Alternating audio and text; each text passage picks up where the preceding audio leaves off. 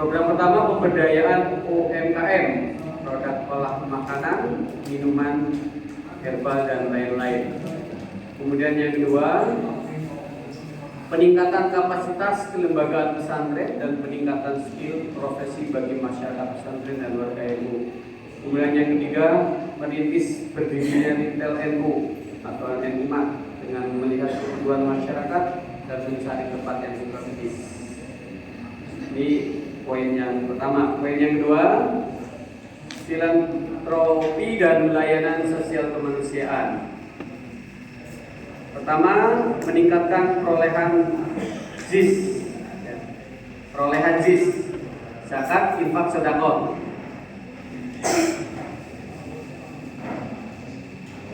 Ini kita jadikan poin penting juga karena salah satu program infak sedekah yang diprogramkan oleh PCNU kita laksanakan sudah ada sekitar 5 tahun ini.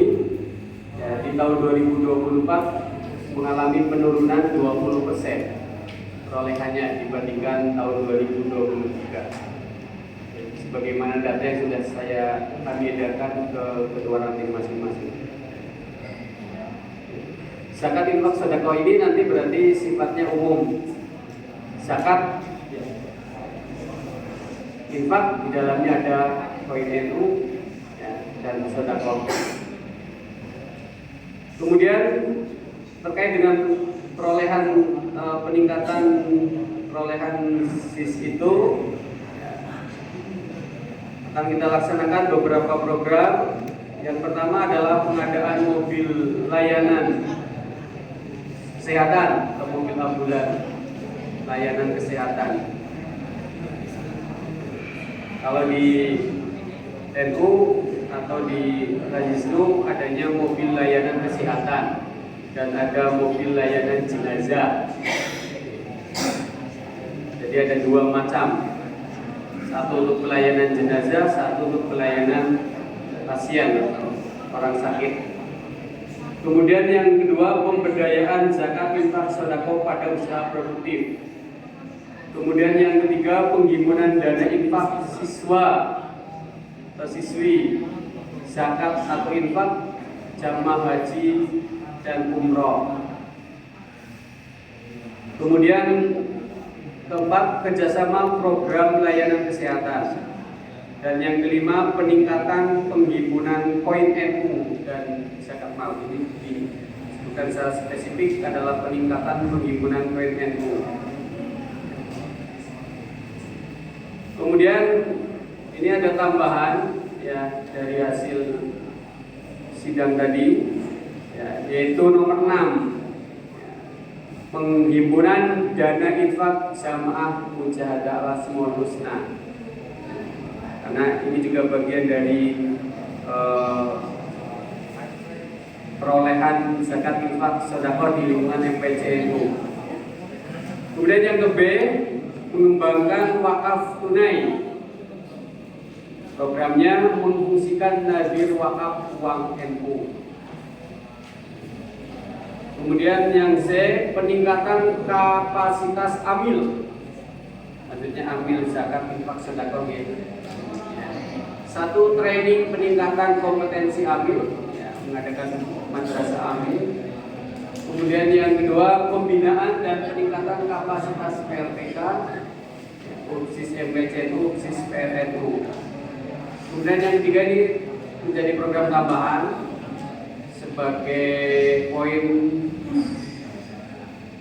peningkatan kapasitas amil adalah pengajuan SK amil zakat ke Lazisnu Cilacap untuk masjid, musola dan lembaga pendidikan.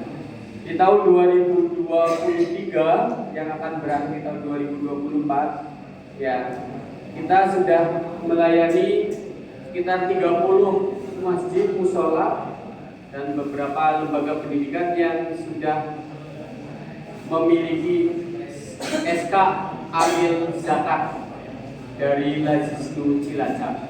Ya, di samping itu beberapa masjid musola juga sudah memiliki lembaga SK sebagai amil dari Basnas.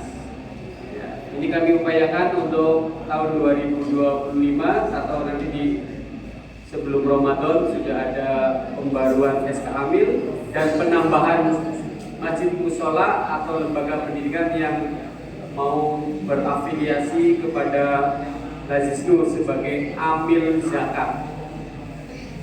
Kemudian yang berikutnya program pokok yang kedua, penguatan organisasi sinergi lembaga NU dan badan otonom NU. A. Keanggotaan dan kaderisasi. 1. Pendataan 150 anggota NU berbasis Sisnu di ranting NU. Ini berarti keberlanjutan program Sisnu sebelumnya. Penerbitan Kartanu berbasis Sisnu. Pelibatan anggota NU dalam musyawarah ranting dan musyawarah anggota. Yang keempat, menggerakkan partisipasi anggota Jamiyah dalam gerakan NU, gerakan wakaf, infak dan sedekah melalui Lazisnu, serta bentuk-bentuk keswadayaan lainnya. 5. Pemberian jenis layanan oleh perkumpulan NU kepada anggota NU seperti layanan advokasi, keagamaan, sosial, ekonomi, kesehatan dan lainnya. 6. Peningkatan wawasan keaswajaan, keilmuan dan kebangsaan anggota NU. 7. Pemenuhan kewajiban perkumpulan atas hak anggota. 8. Pemenuhan hak anggota NU kepada perkumpulan. 9. Pelaksanaan PDPKPU tingkat MPCNU. 10. Kaderisasi informal berbasis lembaga NU. 11. Mapping dan database potensi kader. 12. Survei dan mapping potensi kader. 15. Penyediaan database kader. 16. Pendistribusian kader berbasis kegiatan lembaga dan badan otonom. 17. Konsolidasi kader penggerak NU. 18. Revitalisasi koordinator KPNU MWCNU. 19. Revitalisasi koordinator KPNU PRNU. 20. Pertemuan KPNU tingkat MWCNU dan PRNU. 21. Pertemuan berkala instruktur. Ini sebenarnya bukan program kita. 21. Maaf, 21 bukan program kita. 22. Pembentukan kader penggerak kegiatan lembaga itu berbasis ranting. Kemudian pendistribusian peran kader berbasis kegiatan lembaga itu dan badan otonom NU. B.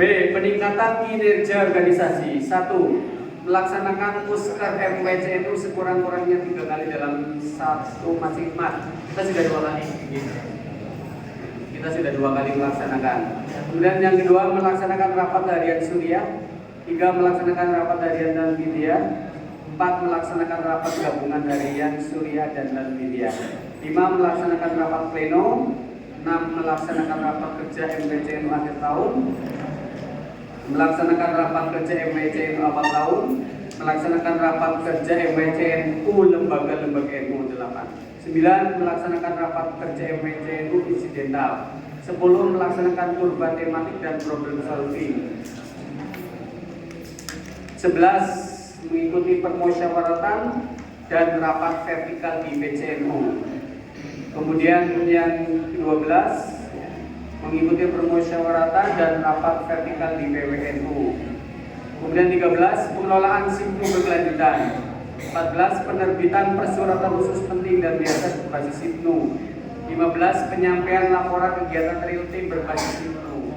16, pengelolaan SISNU berkelanjutan. 17, pendataan dan update data aset perkumpulan berbasis SISNU. 18, pemenuhan parameter pengukuran kinerja perkumpulan tingkat MWCNU. 19. Pembentukan tim pelaksana pengukuran kinerja MWCNU dan ranting. 20. Peningkatan literasi keilmuan pengurus NU, pengetahuan, tugas, fungsi, wewenang, hak dan kewajiban tingkat MWCNU dan PRNU. Pelatihan penyusunan program kerja dan kegiatan untuk pengurus NU, MWCNU, PRNU, PRNU. Kemudian 22. Pelatihan manajemen keuangan untuk pengurus NU, MWCNU, PRNU dan PRNU. 23. Pelatihan manajemen kesekretariatan untuk pengurus NU. 24. Pelatihan teknologi informasi untuk pengurus NU. 25. pembuatan aplikasi digital untuk menunjang kinerja organisasi. 26 ini tambahan, yaitu planisasi organisasi. 27 pengadaan atribut organisasi, terutama bendera. Kemudian yang C, produk hukum dan konstitusi organisasi. 1. Penerbitan pencetakan produk hukum hasil permusyawaratan PBNU. Penerbitan atau pencetakan produk hukum hasil permusyawaratan PCNU. 3. Penerbitan pencetakan produk hukum hasil permusyawaratan MPCNU. Kemudian yang keempat, penyusunan dan penerbitan peraturan MPCNU tentang penyelenggaraan konferensi MPCNU, musyawarah rakyat dan musyawarah anggota. 5. Penerbitan keputusan MPCNU tentang petunjuk teknis pelantikan kepengurusan. 6. Penerbitan keputusan MPCNU tentang petunjuk teknis pelaksanaan konferensi MPCNU, musyawarah ranting dan musyawarah anggota. 7. Penerbitan keputusan MPCNU tentang petunjuk teknis. Kemudian pelaksanaan musker MPCNU, musker ranting dan musker anggota ini 8. 9. Penyusunan dan penerbitan peraturan MPCNU. 8. Penyusunan dan penerbitan peraturan MPCNU tentang tata laksana perkumpulan. 9. Penerbitan keputusan MPCNU tentang tata kelola kerjasama. Kemudian 10. Penerbitan keputusan MPCNU tentang tata kelola kesekretariatan. 11. Penerbitan keputusan MPCNU tentang tata kelola keuangan. 12. Penerbitan keputusan MPCNU tentang tata kelola aset dan sumber daya perkumpulan. 13. Penerbitan keputusan MPCNU tentang revitalisasi Bumnung. 14. Penerbitan keputusan MPCNU tentang personalia kalau sudah berjalan. 15. Penerbitan keputusan MPCNU tentang pendirian BUMNU baru. 16. Penerbitan keputusan MPCNU tentang mekanisme bergabungnya Madin, TPI, Majelis Taklim dan pesantren ke Badan Hukum Perkumpulan NU. 17. Penerbitan ketetapan ketentuan internal lembaga-lembaga NU. 18. Penerbitan keputusan MPCNU tentang mekanisme penyusunan dan penyampaian laporan pertanggungjawaban. D. Sinergi lembaga NU dan Badan Otonom NU. 1. Distribusi peran koordinatif pengurus NU kepada lembaga dan Badan Otonom NU. 2. Pemberian instruksi atau mandat kegiatan kepada 2 atau lebih lembaga dan Badan NU. 3. Pelaksanaan kegiatan bersama antar 2 atau lebih lembaga. 4. Pelaksanaan kegiatan bersama antar 2 atau lebih badan otonom. 5. Pembiayaan bersama dalam kegiatan antara 2 atau lebih lembaga. 6. Pembiayaan bersama dalam kegiatan antar 2 atau lebih badan otonom. 7. Permusyawaratan badan otonom NU tepat waktu. 8. Konsolidasi struktur keberkelanjutan. 9. Kaderisasi badan otonom berkelanjutan. 10. Perlibatan dalam permusyawaratan rapat dan kegiatan. 11. Penyampaian laporan secara berkala. 12. Pembinaan dan pengawasan secara berkala. Demikian hasil sidang. Dari sekian hasil tadi yang cukup ramai adalah pembahasan terkait dengan